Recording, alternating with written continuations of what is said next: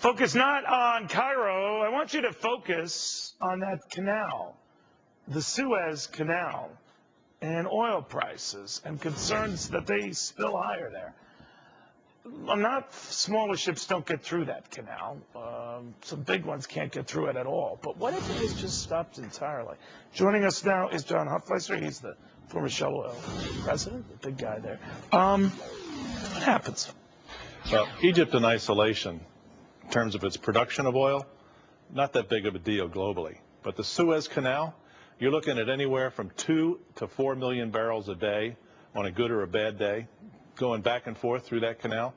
That's the main pipeline to Europe for that kind of product. Then plus you got the gas pipe, or the crude oil pipeline. So it would be more of an immediate impact on Europe. It would have an immediate impact on the whole world. But it would reverberate fast. Because everything is so integrated that if Europe is short because the Suez Canal is dysfunctional or the pipeline is blown up because of the inability to govern, suddenly Europe's buying elsewhere.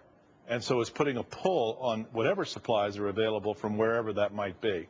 So you said that this should be a wake-up call. What did you mean? You know, if the administration, our government, doesn't have a wake-up call from this kind of potential disruption, where we need 20 million barrels a day in this country, Neil, every day. And as long as President Obama is president, 1 term or 2 terms, we need 20 million barrels of oil a day. We're drilling for 7. We only produce 7. We import 13. Back at the last oil embargo, in the 1970s, we imported 30% of our oil. Now we import almost 70% of our oil. And what are we doing domestically? We've shut down the Gulf of Mexico, for Pete's sake. Well, he says he is finding alternatives here, but not oil. What do you say? You can't put wind and solar energy in the gas tank of your car. Maybe there's 1 million electric vehicles and hybrids by 2015. What about the 249 million other cars that still need gasoline and diesel? What if prices get to such a point, this one I've had environmentalists on the show, or those who are very sympathetic to the president's position, that it gets prohibitive to have gas at all, and that people will seek out these plug-in hybrids, whatever? It's a myth. It's a myth of somebody's creation, which starts from the premise that we're running out of oil. That's a myth. We're not running out of oil.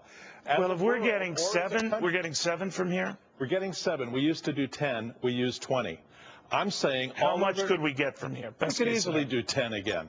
There's more than enough oil. But is that the most optimistic scenario, 10? No, we could do more than 10. If you did 10 plus some biofuels plus some higher efficiency vehicles. But we'd still be getting half of it somewhere else. Oh, yeah, it's got to come from somewhere. We can't produce 20. So the Mideast goes kablooey. Where do we get it? Well, then we're going to have to walk. We're going to have to. I don't like to walk. I know, but nobody does. But the price will skyrocket. But the high price, don't forget, the high price drives the economy backward. The tax. Well, we had a guy on earlier, John, who said, maybe not this time, that the high price is a sticking point, and it has everything to do with fear driving it up beyond supply and demand. Absolutely. It's a psychology of price.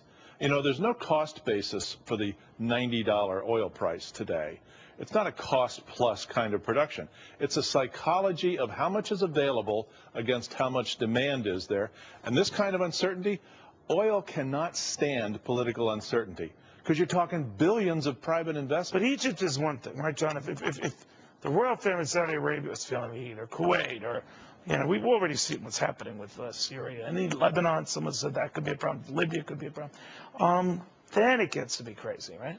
Yeah, that's why I say this should be a wake-up call, because the whole region keep ignoring is unstable. Calls, though, right? We do. Nigeria's a daily mess. People forget about Nigeria, big oil producer, big OPEC member, you know, and they're a basket case. We've turned oil into an ideology. You're either for it or you're against it. That's the problem. What we have is a lifestyle. We have an economy that's predicated on oil, even if you don't like it. I mean, there's a lot of limousine liberals running around the country protesting oil, who run around in limousines that are powered by inefficient internal combustion engines. And they're the ones that are the most outspoken against oil. Prius limousines? Or, I guess not. No, the Prius is not a limousine. Limited lot back seat. That's right. All right. John Hofmeister, thank you very much. I hope you're wrong on the walking thing. You know. I hope I'm wrong. I always hope I'm wrong. Roller skates. All right. John, thank you very, very much.